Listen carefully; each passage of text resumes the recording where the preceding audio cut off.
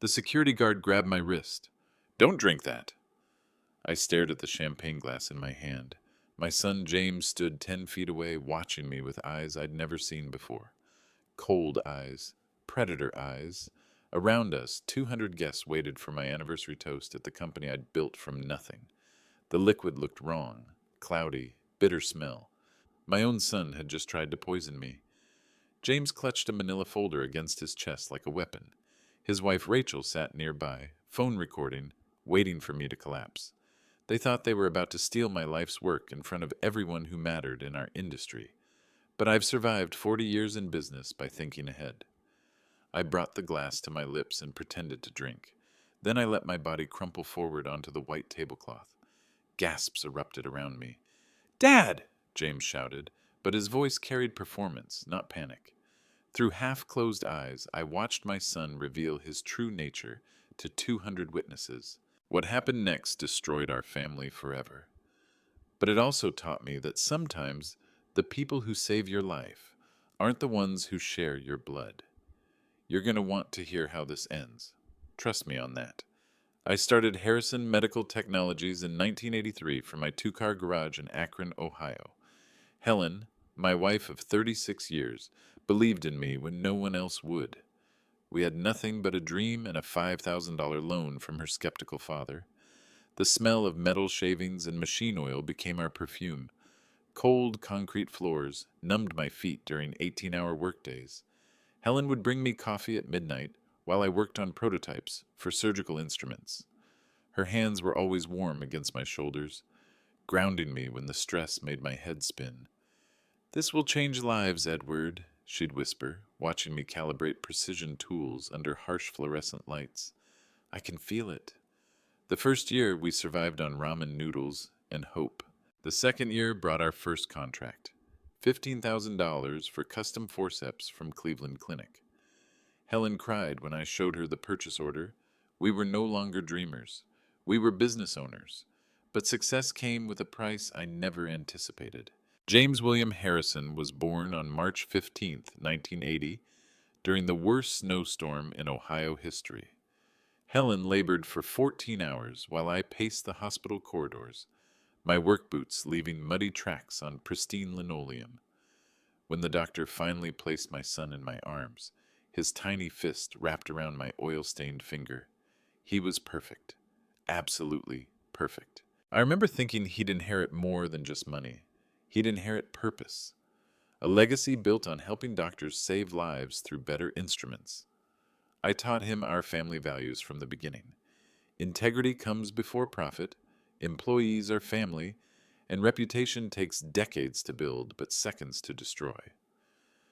"Remember, son," I'd tell him while he played with discarded machine parts, "character is what you do when no one's watching." Every Saturday, James would sit beside me at the workbench, asking endless questions about metals and mechanisms.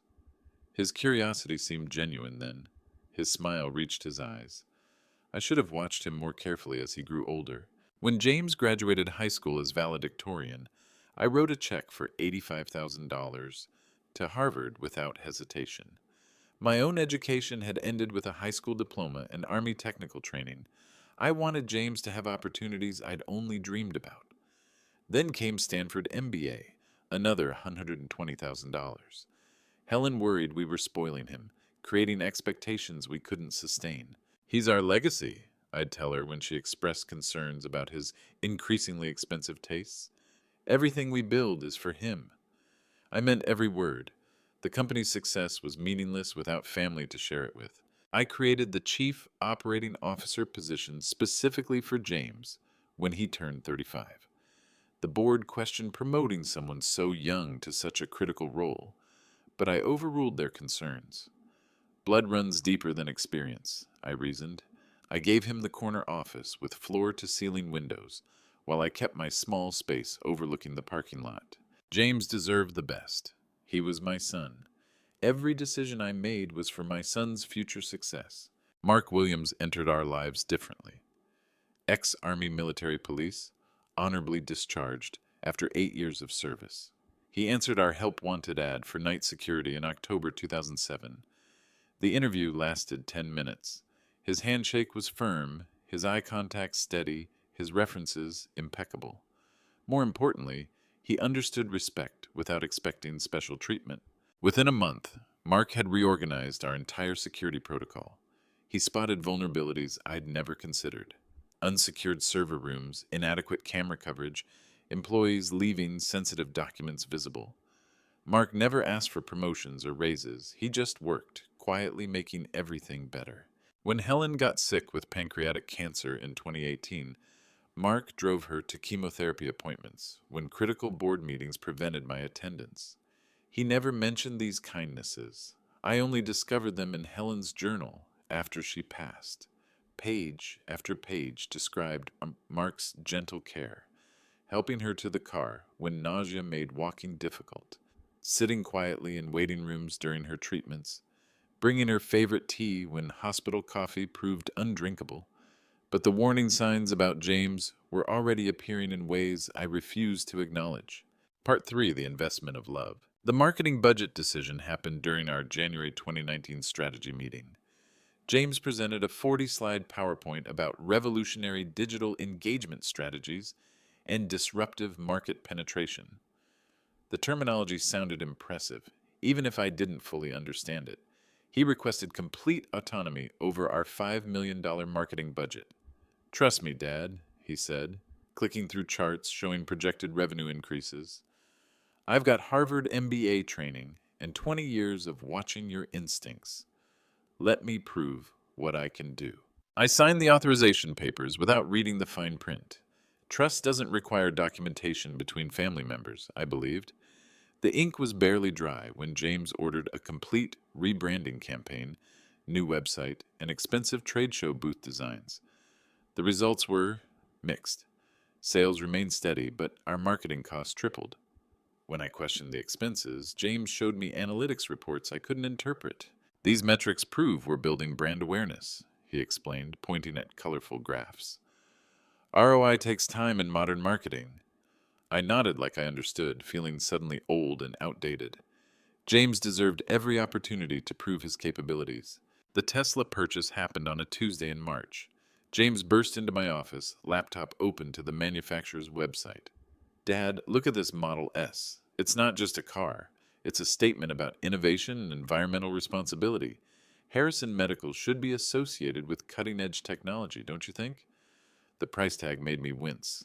$89,000 plus options, but his enthusiasm was infectious. "Our clients will see me arriving in this, and they'll know we're forward-thinking," James continued, scrolling through sleek interior photos. "It's really a business investment disguised as transportation." I wrote the check that afternoon, watching James's face light up like Christmas morning. His hug felt genuine, warm, grateful. These moments of connection made every dollar worthwhile. The downtown penthouse came next. Rachel had found the perfect space for entertaining clients and hosting company events. $2 million for 3,000 square feet of glass and marble overlooking the city skyline. "We need to project success," Rachel explained during our dinner conversation. "Perception shapes reality in business relationships." I co-signed the mortgage documents, proud that my son was thinking strategically about company image. Their housewarming party cost another $25,000. Catered dinner for 50 industry leaders, premium wines, live jazz ensemble. I shook hands with competitors and suppliers in rooms that cost more than my first house. Everyone complimented James on his sophisticated taste and business acumen. But something was shifting beneath the surface of family harmony. The succession planning meeting happened on Tuesday, March 12th, in Patricia Stevens's downtown law office. Mahogany conference table, leather-bound documents, the smell of expensive coffee. Patricia had been our corporate attorney for 15 years, guiding us through acquisitions and contract negotiations. She understood family business dynamics better than most therapists. "The transition plan ensures company stability," Patricia explained, spreading documents across the polished table surface. "At 75, you'll transfer 20% voting shares to James. Full operational control transfers at 80, or upon your passing, whichever comes first."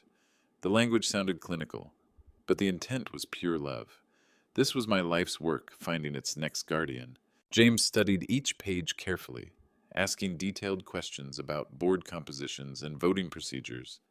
His business acumen impressed me. Harvard and Stanford had taught him to think like a true executive. When the final signatures were complete, James shook my hand across the table. "Thank you, Dad. I promise I won't let you down." His grip was firm, his eyes sincere. I believed him completely. The celebration dinner that night lasted 3 hours. James ordered the most expensive wine on the menu, a $400 bottle of French Bordeaux. "To the future of Harrison Medical Technologies," he toasted, raising his glass, "and to the greatest mentor a son could ask for." The words warmed me more than the alcohol.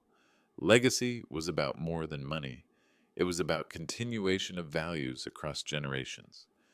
There were warning signs I deliberately chose to ignore.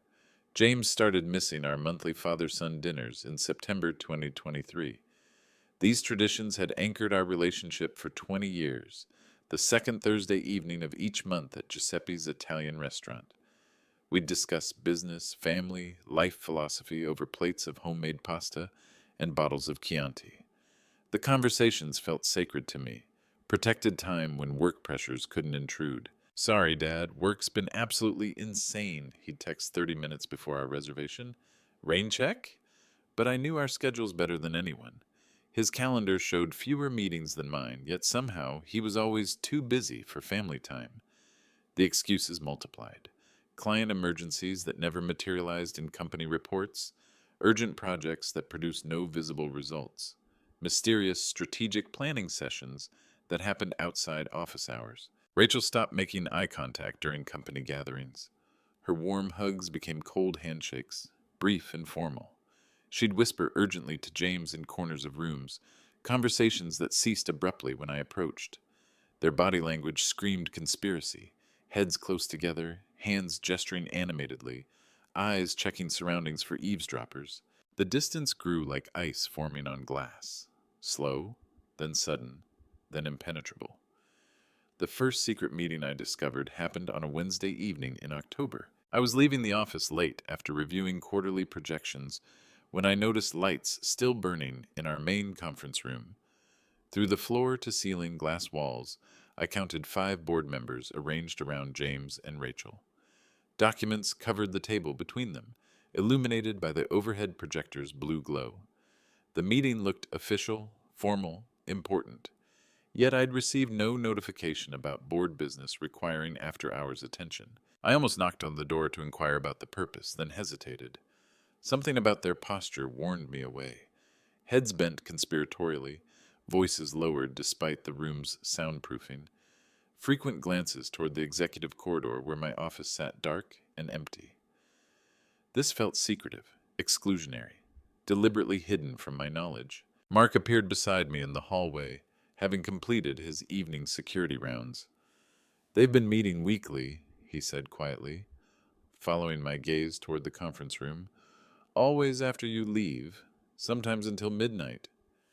The information hit my stomach like ice water. "How long has this been happening?" I asked, though I dreaded the answer. Mark's jaw tightened with reluctant duty. "3 months, sir. I documented it in security logs, thinking you'd authorize the meetings." 3 months of secret gatherings. 3 months of discussions I wasn't invited to join. 3 months of my son planning something that required my absence. The betrayal tasted like copper pennies in my mouth, metallic and bitter. I watched James gesture emphatically at projected financial charts, his confidence radiating through the glass barrier separating us. What was he planning? What did these documents contain? Why was my presence unwelcome at meetings about my own company? Rachel wasn't the daughter-in-law I remembered from earlier years. Her transformation had been gradual, but unmistakable. The young woman who'd thanked me tearfully for paying her student loans was gone. The grateful daughter-in-law who'd called me Dad Harrison with genuine affection had vanished. In her place stood a calculating stranger who measured every interaction for advantage, every conversation for weakness, every kindness for exploitation potential. During family dinners, Rachel would steer conversations toward company finances with surgical precision. "How's the quarterly performance looking, Dad?" she'd ask while cutting her steak. eyes fixed on the knife's movement rather than my face. Any concerns about market volatility affecting our revenue streams? The question sounded casual but felt like intelligence gathering, data collection disguised as family interest. She'd begun scheduling female perspective meetings with our female board members and department heads. Women need stronger representation in company leadership, she explained when I questioned these sessions. I'm just advocating for workplace equality. But Mark's security reports showed these meetings focused heavily on executive decision-making processes and board voting procedures. Information Rachel had no business need to access. Most disturbing was her treatment of Helen's memory. Rachel had systematically removed my late wife's photos from James's office, replacing them with abstract art that conveyed no emotional connection. When I mentioned missing Helen's presence in family spaces, Rachel responded with clinical psychology terminology about healthy grieving processes and moving forward productively. Helen had loved Rachel like a daughter. This erasure felt like murder of memory. The woman sitting across from me at company events wasn't family anymore.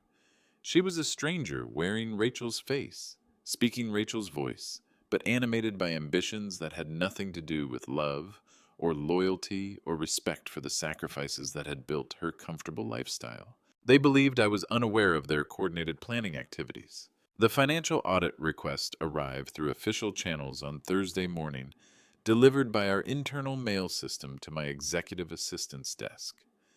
James's signature dominated the authorization form, bold and confident across corporate letterhead.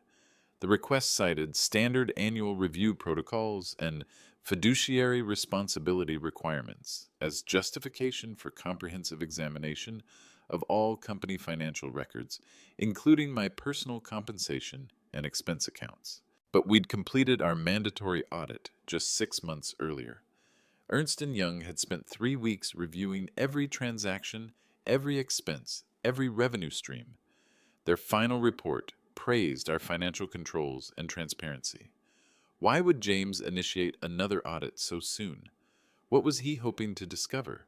What weaknesses was he trying to document? I studied his signature on the request form, remembering how I'd taught him proper penmanship as a child.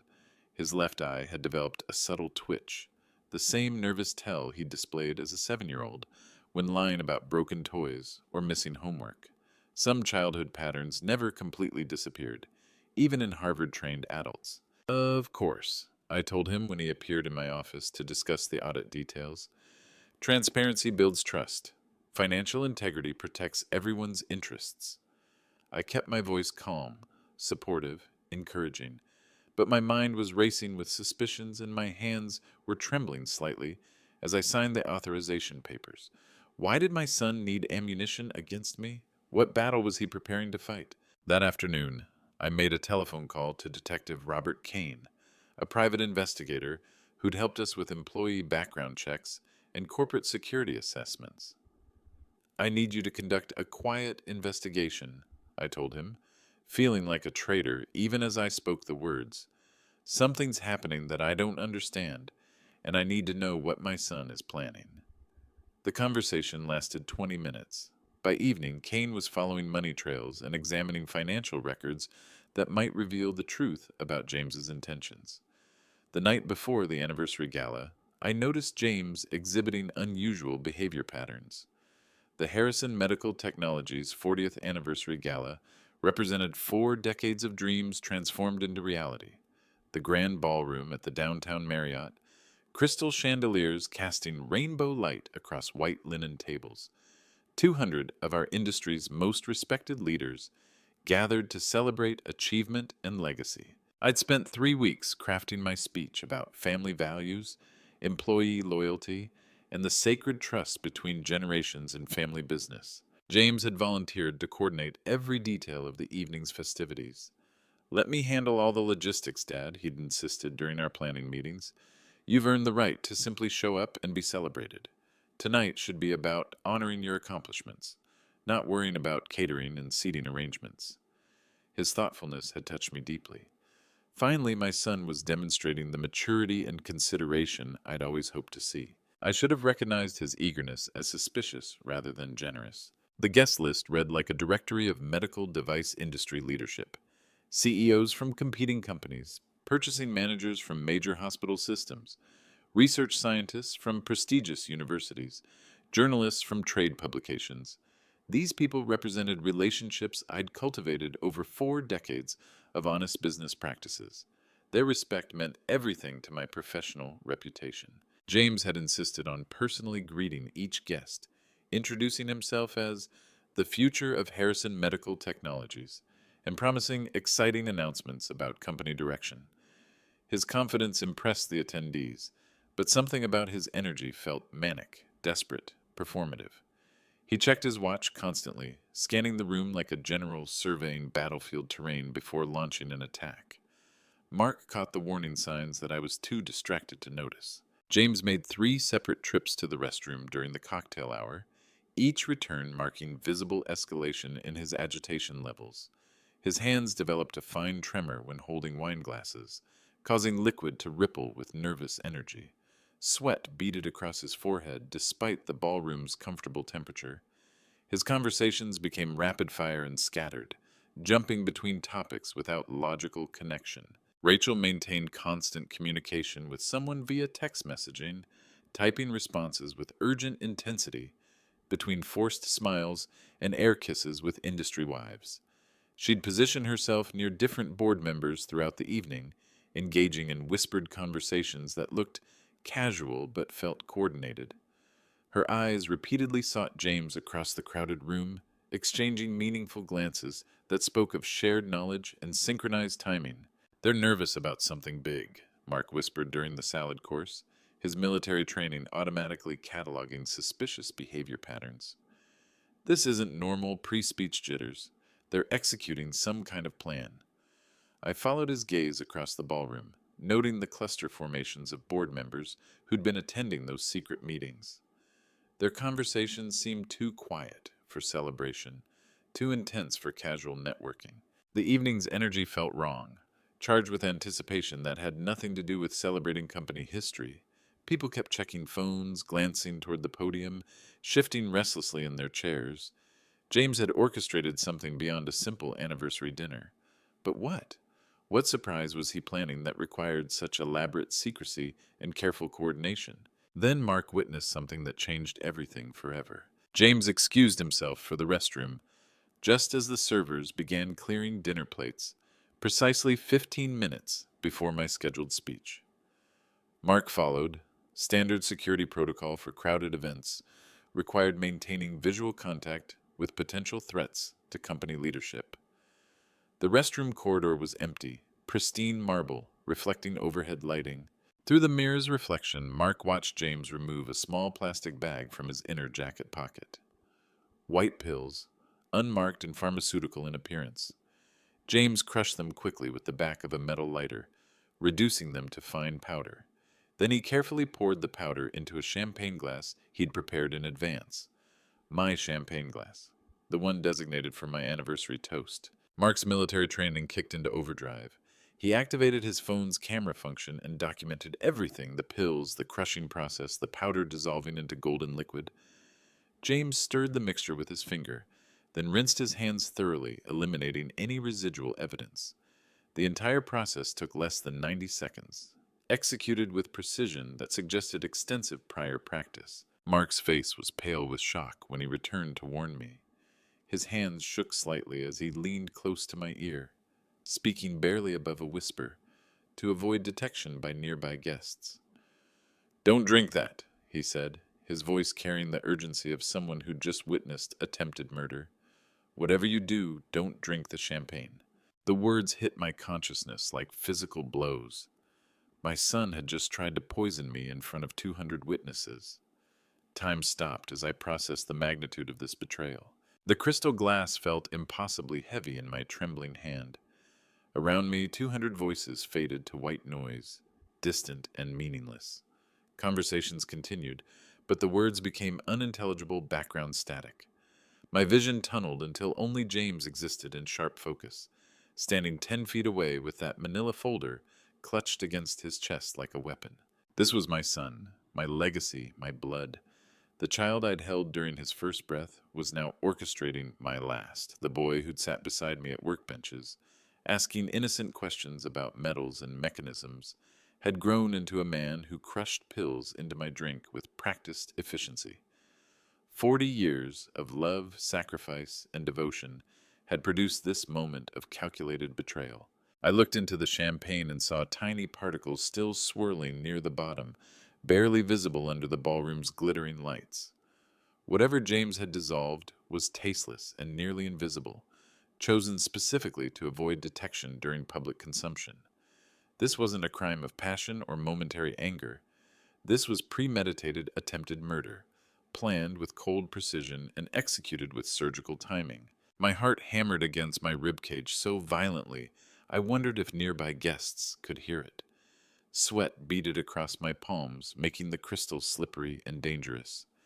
Every instinct screamed at me to confront James immediately, to expose his crime publicly, to demand explanations and justice and accountability. Instead, I made a choice that surprised even myself. I decided to give James exactly what he wanted, temporarily. I brought the glass slowly to my lips, allowing the poisoned champagne to touch my mouth without entering my throat.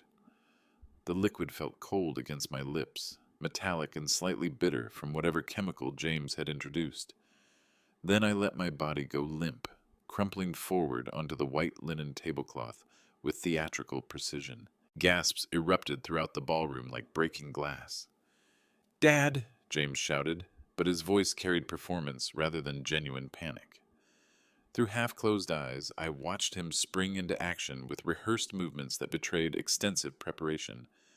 This was his moment, his coup, his ultimate betrayal made magnificently public. James rushed to my collapsed form, kneeling beside my chair with convincing concern painted across his face. "Someone call 911!" he commanded, though his hands made no attempt to check my pulse or breathing.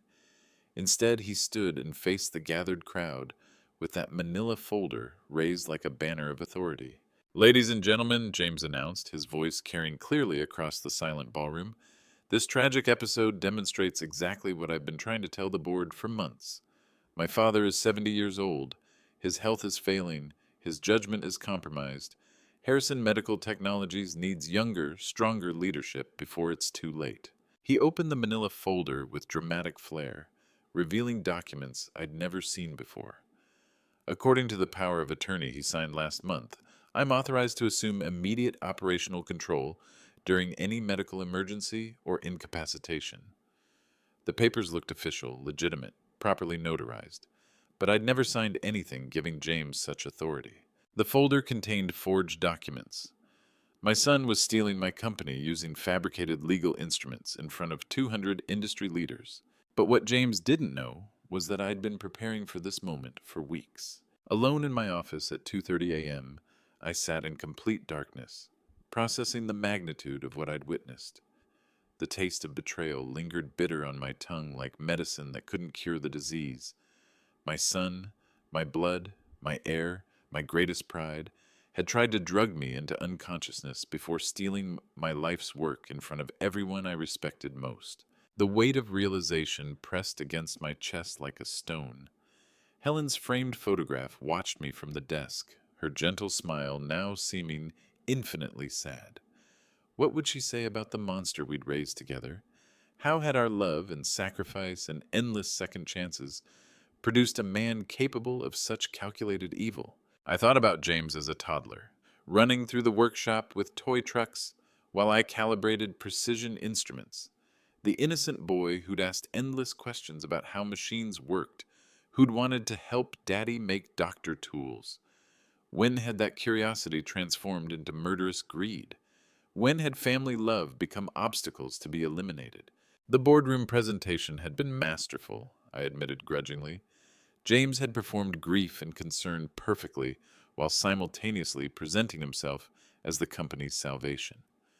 The forged power of attorney documents looked authentic enough to fool industry experts. He'd planned this coup for months, maybe years, orchestrating every detail with meticulous precision. But he'd underestimated his target, and he'd forgotten that loyalty sometimes comes from unexpected sources. This was the night that transformed me from victim into strategist. The call from Detective Robert Kane came at dawn, jarring me from restless half-sleep. Mr. Harrison, you need to see these reports immediately. His gravelly voice carried urgency that suggested devastating discoveries.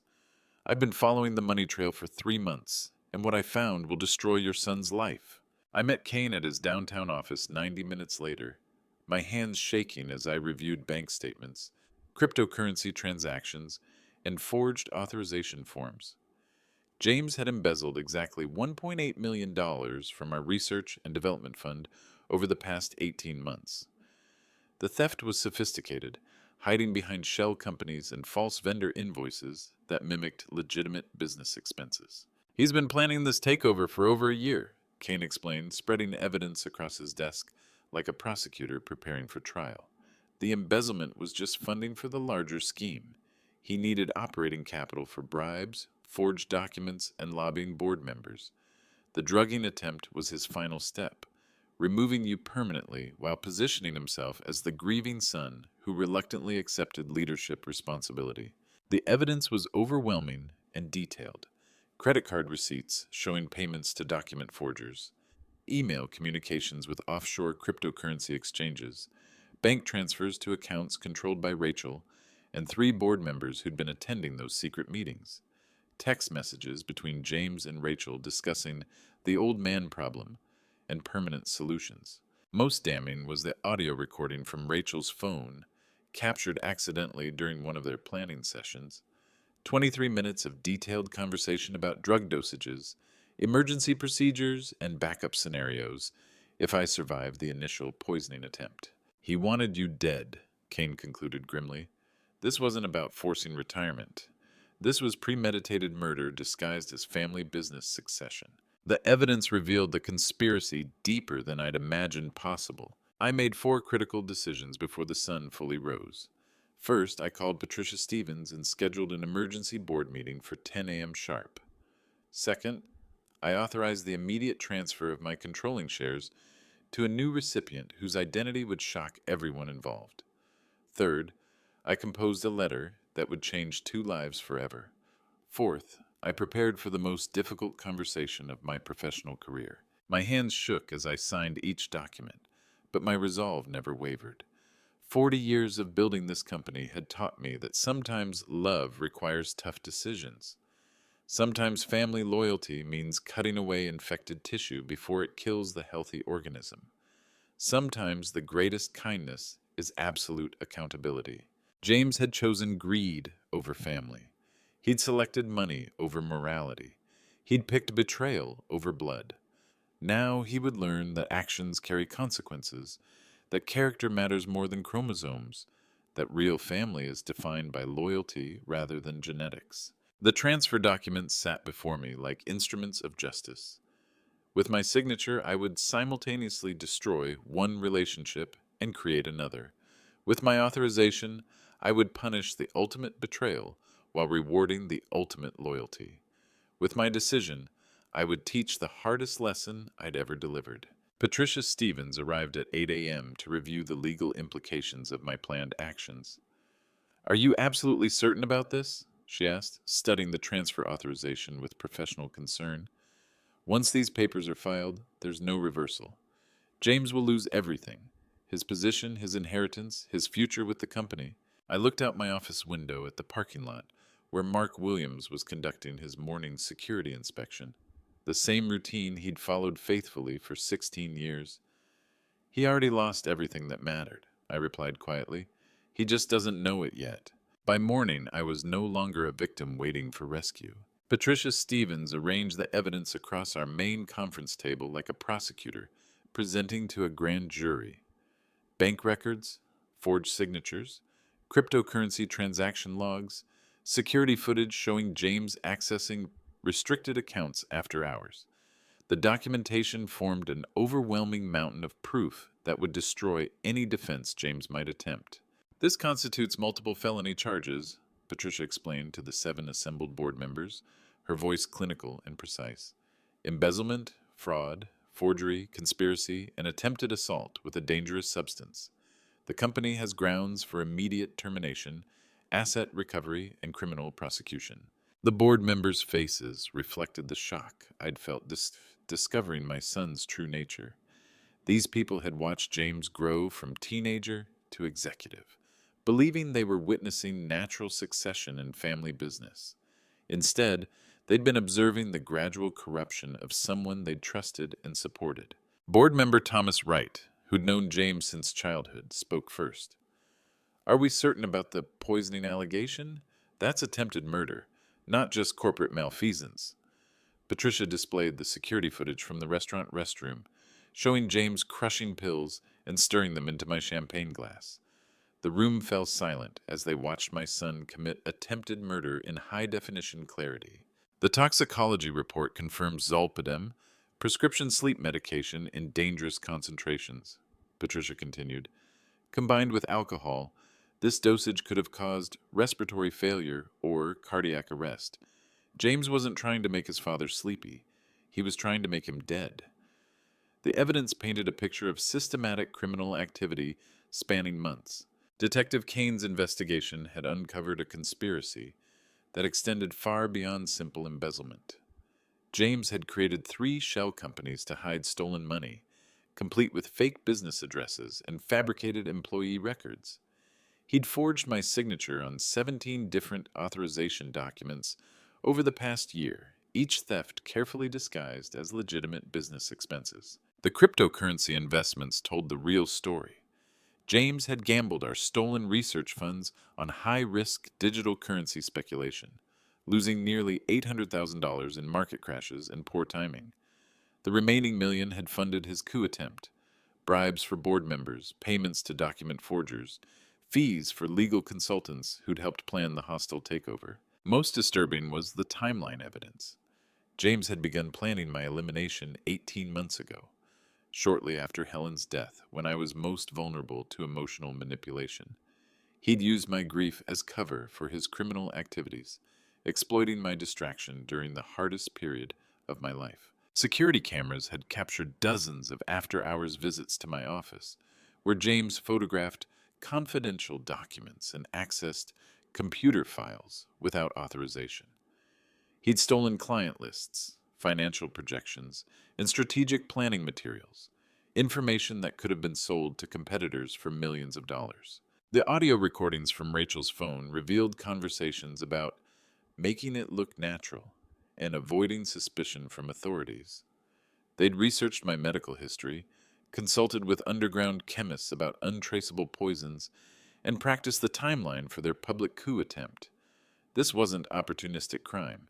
It was premeditated conspiracy to commit murder and corporate theft. We possessed enough evidence to destroy James legally and professionally.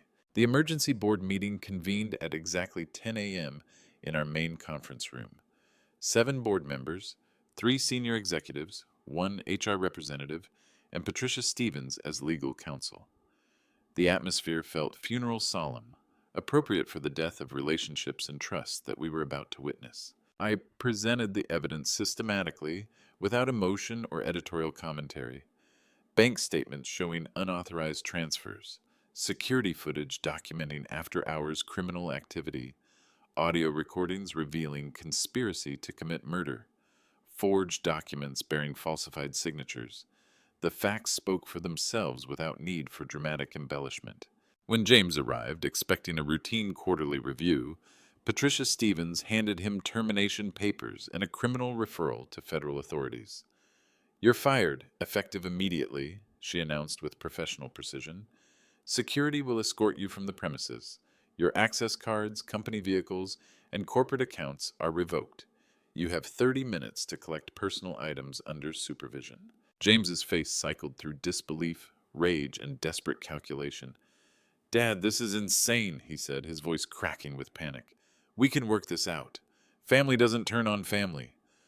But his words felt hollow, manipulative, pathetic. The man begging for forgiveness was the same man who'd tried to murder me 18 hours earlier.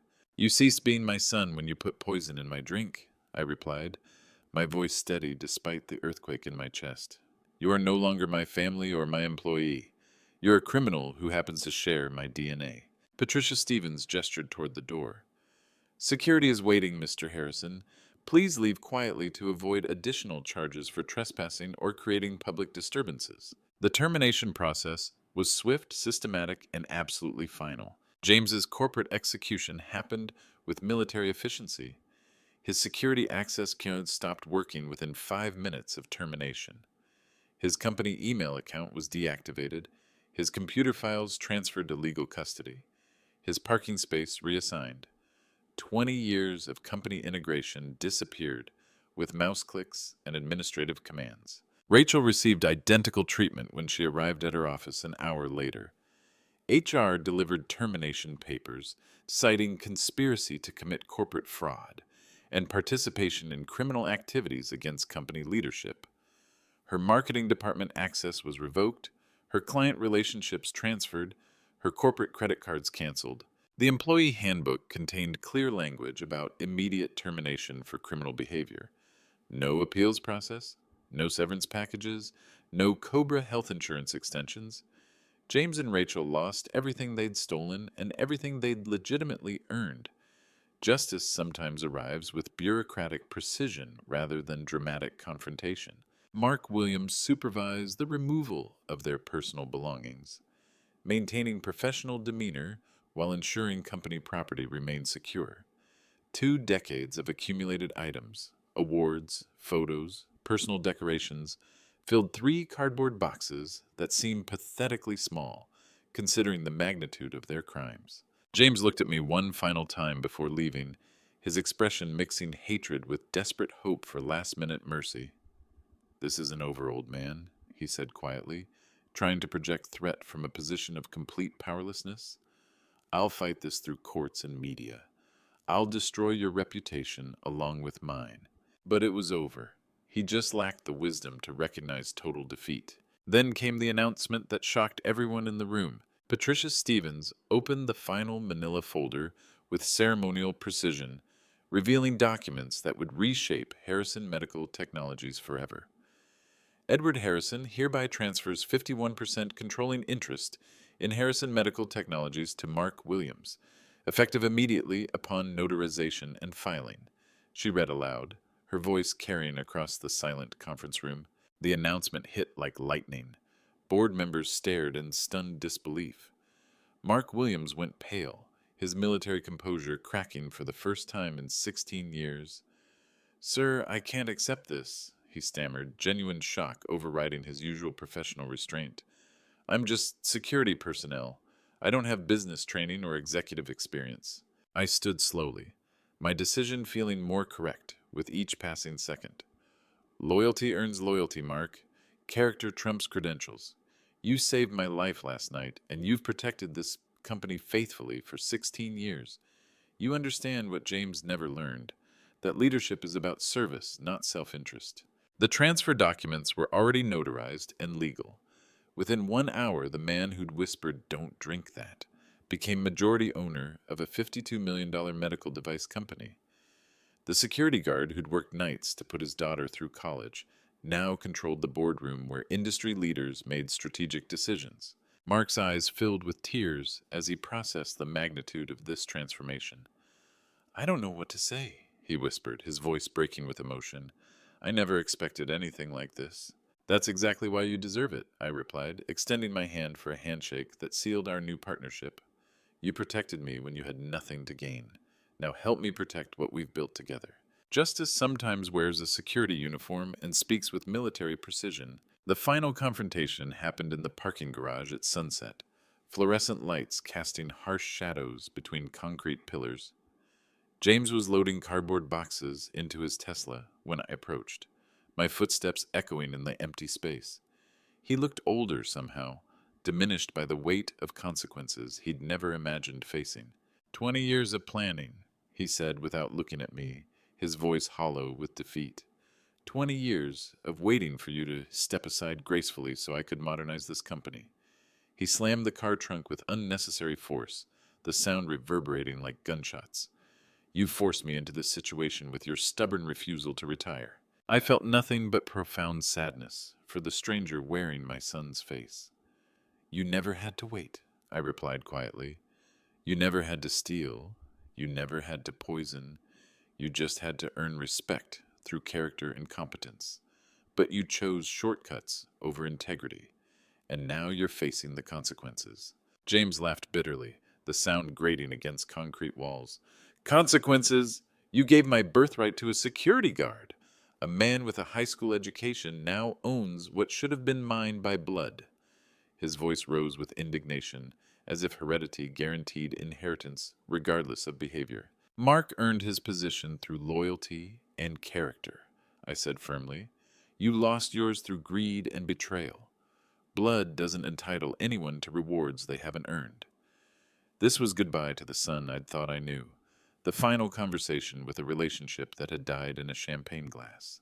The transformation of our workplace began immediately after James's departure. Security protocols changed that afternoon with surgical precision. New locks, new access codes, new authorization procedures. Every system James had compromised required complete overhaul to prevent future breaches. His nameplate disappeared from the COO office door, replaced temporarily with generic executive office signage until permanent leadership decisions could be made. Rachel's corner office in the marketing department received similar treatment. Her client contact lists were redistributed. Her project files transferred to remaining staff. Her corporate accounts reassigned. 20 years of accumulated corporate identity vanished like it had never existed, leaving only empty spaces that would eventually house better people. The company newsletter required emergency editing to remove James and Rachel from upcoming features. Their photos disappeared from lobby displays and corporate websites. Press releases about leadership transitions were drafted and approved, though the full story would remain confidential to protect company reputation and ongoing criminal investigations. Mark supervised every detail with quiet efficiency, his military background providing natural organizational skills for complex logistical challenges. Are you certain about this partnership offer? He asked as we watched maintenance staff changing office nameplates. I never expected to own anything more valuable than my pension fund. I've never been more certain about any decision in my professional life, I replied honestly. You have something James completely lacked, the wisdom to put duty before self-interest. That's the foundation of real leadership. We shook hands in the hallway where my son had once walked, with authority he'd never legitimately earned. The building felt cleaner, safer, more authentic without their poisonous presence. Mark's reaction to the ownership transfer revealed everything I'd hoped to see in a true business partner. His first question wasn't about money or power or personal benefits. It was about employee welfare during the transition period. How do we protect jobs while this situation gets resolved? He asked, studying organizational charts with genuine concern. His second priority involved customer relationships and service commitments. Our clients trusted James to deliver on promises. How do we honor those commitments now that he's gone? Mark understood instinctively that business success depends on keeping faith with people who depend on your reliability. Most importantly, he recognized the weight of responsibility I was placing on his shoulders. Sir, I'm honored by your trust, but I need training in areas where security work didn't prepare me. Financial management, strategic planning, legal compliance. I'll need education to serve this company properly. His humility impressed me more than James's arrogance ever had. We'll learn together, I promised, feeling genuinely excited about business leadership for the first time in years. I'll teach you everything Helen and I learned building this company. You'll bring fresh perspectives and honest judgment. Together, we'll create something better than what existed before. That evening, we sat in my office, reviewing quarterly reports and 5-year projections. Mark asked intelligent questions and offered thoughtful observations about operational efficiency improvements. His suggestions came from genuine desire to serve employees and customers rather than personal advancement. For the first time since Helen's death, I felt hope about Harrison Medical Technology's future. The company would survive James's betrayal and emerge stronger under leadership motivated by service rather than selfishness. Finally, I had found the heir my company deserved. The federal lawsuit papers were served to James at his downtown penthouse on Wednesday morning, December 20th. FBI Financial Crimes Division had assumed control of the investigation after reviewing Detective Kane's evidence and our corporate security footage. The charges read like a textbook on white-collar crime: mail fraud, wire fraud, embezzlement, conspiracy, and attempted assault with a dangerous substance. Rachel was arrested the same day at her yoga studio, handcuffed in front of 25 witnesses who'd known her as a respected business executive. The irony felt perfect. The woman who'd helped plan my public humiliation now faced her own very public downfall. Local television crews captured her being led away in restraints, her designer workout clothes looking ridiculous against the serious charges she was facing. James's first call from jail was to his divorce attorney, not his criminal lawyer. But Rachel had anticipated his abandonment strategy and filed preemptive divorce papers claiming she'd been manipulated and coerced by her husband's criminal activities. She was already positioning herself as a victim rather than a co-conspirator, despite audio evidence proving her equal participation in planning my murder. Their legal fees alone would bankrupt them within months. White-collar criminal defense requires expensive attorneys who charge premium rates for protecting wealthy clients from federal prosecution. The retainers would consume their remaining liquid assets before the trials even began. The civil lawsuit I filed simultaneously would ensure recovery of every stolen dollar plus punitive damages. Even if they avoided criminal convictions, the civil courts would strip them of everything they'd accumulated through legitimate and illegitimate means. The phone calls began immediately after news of the arrests spread throughout our industry. Industry partners contacted me personally to express support and shock about James's criminal behavior. CEOs from competing companies offered character witness testimony if needed for legal proceedings. Hospital purchasing managers reaffirmed their contracts with Harrison Medical Technologies, emphasizing that they trusted the company's integrity despite family betrayal within leadership ranks. Employees rallied around the company with touching displays of loyalty. Production workers increased output voluntarily to demonstrate their commitment during the crisis. Sales representatives worked longer hours to reassure customers about service continuity. Administrative staff organized support messages and flowers for my office, creating an atmosphere of family solidarity that James had tried to destroy. Local media covered the story extensively, but the coverage favored our company rather than sensationalizing the scandal. Headlines read, "Family business survives betrayal and security guard becomes company hero," rather than focusing on the salacious details of attempted poisoning. The narrative portrayed Harrison Medical Technologies as a victim of criminal activity rather than a company riddled with corruption. James's professional reputation crumbled overnight like a house built on sand. 20 years of networking, relationship building, and industry credibility disappeared in a single news cycle. Former colleagues refused his phone calls. Professional associations suspended his memberships. Trade publications removed his quotes from upcoming articles. Rachel lost her marketing consulting clients within 48 hours of her arrest. Corporate executives couldn't afford association with someone facing criminal charges for conspiracy and fraud. Her carefully cultivated image as an innovative marketing strategist dissolved under the weight of federal accusations and security camera evidence. The business community's response validated everything I'd believed about character-based leadership and ethical business practices. Federal investigators discovered that James's criminal activities extended far beyond our family company.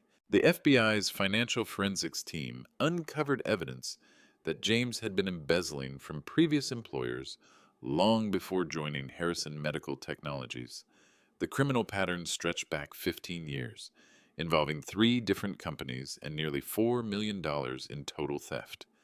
His methodology remained consistent: forge authorization documents, create shell companies, hide stolen money through cryptocurrency investments and offshore accounts. His gambling addiction explained the motivation for escalating criminal behavior.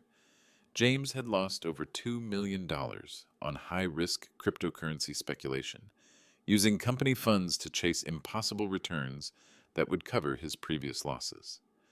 The classic gambler's fallacy had driven him to increasingly desperate criminal acts, culminating in the attempted murder that brought everything into the light. Tax evasion charges added another layer to his legal troubles.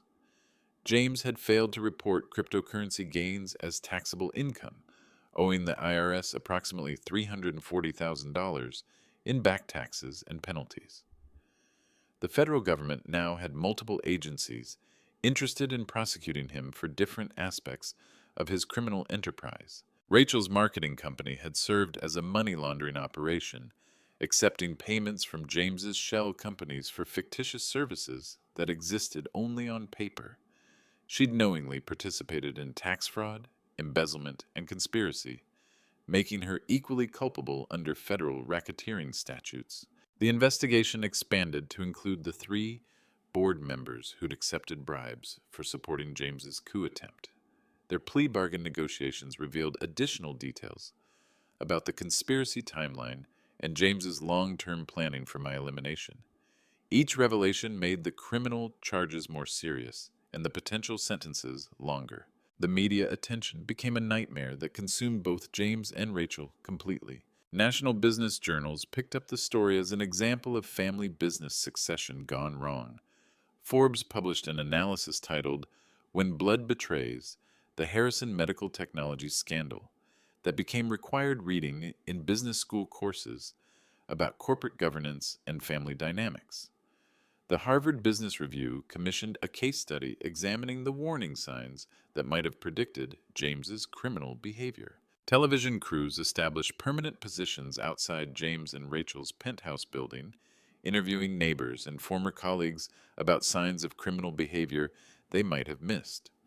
The coverage became increasingly invasive as reporters competed for exclusive details about the attempted poisoning and embezzlement scheme. Rachel's desperate attempt at damage control backfired spectacularly. She gave a tearful interview to a local television station claiming she'd been an innocent victim of her husband's criminal manipulation. But the recorded audio conversations proved she'd been an equal partner in planning my murder. The interview footage became prosecution evidence, demonstrating consciousness of guilt and willingness to commit perjury. Their downtown penthouse went into foreclosure within 6 weeks of their arrests. The mortgage payments required both incomes, and the frozen assets made continuing payments impossible. Former friends and neighbors watched as moving trucks removed furniture and personal belongings, the physical dissolution of a lifestyle built on stolen money and borrowed time.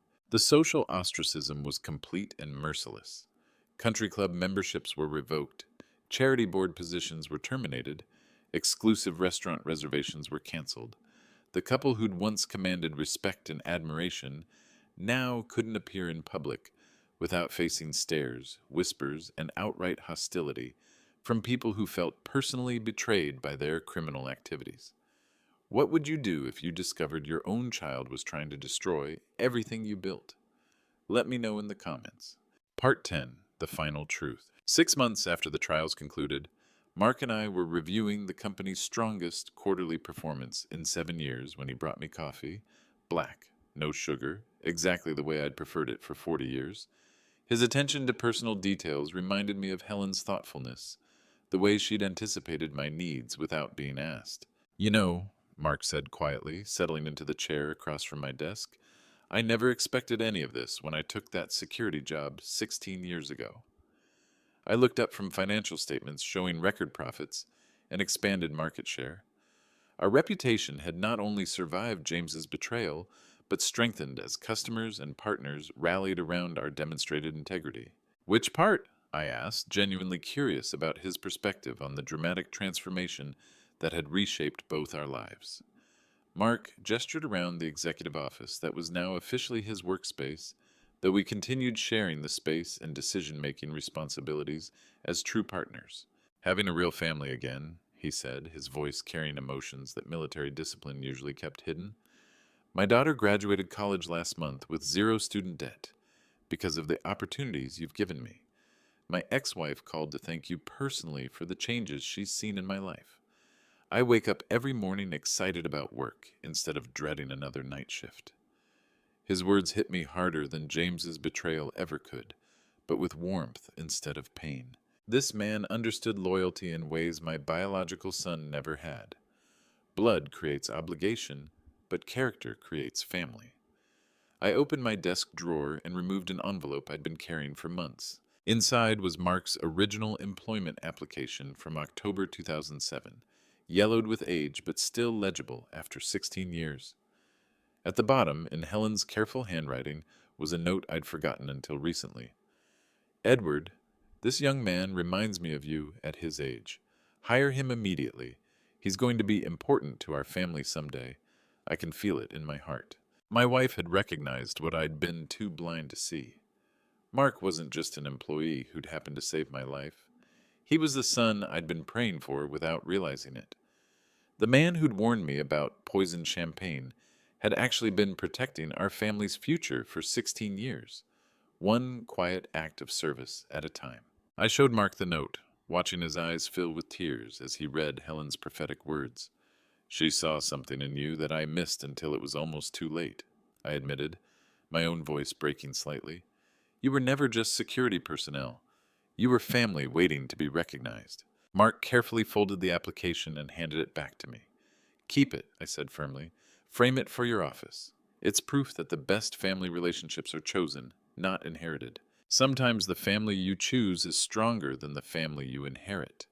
The trials ended with federal convictions on all major charges. James received 12 years in federal prison for embezzlement, fraud, and attempted murder. Rachel got 8 years for conspiracy and money laundering. They'll be eligible for parole in 6 and 4 years, respectively, but their professional reputations are destroyed forever. Harrison Medical Technologies thrives under new leadership. Mark brings military discipline and genuine character to executive decision-making. Our employee satisfaction scores reached all-time highs. Customer loyalty strengthened. Profits increased. The company my grandfather would have been proud of finally exists. I learned that loyalty earns loyalty, that character trumps genetics, and that family is defined by actions rather than ancestry.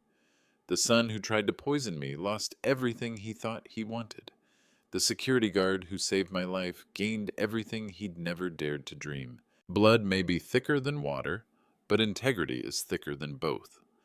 If you enjoyed this story of quiet justice, check out my playlist of family betrayal stories. Hit that notification bell so you never miss an upload.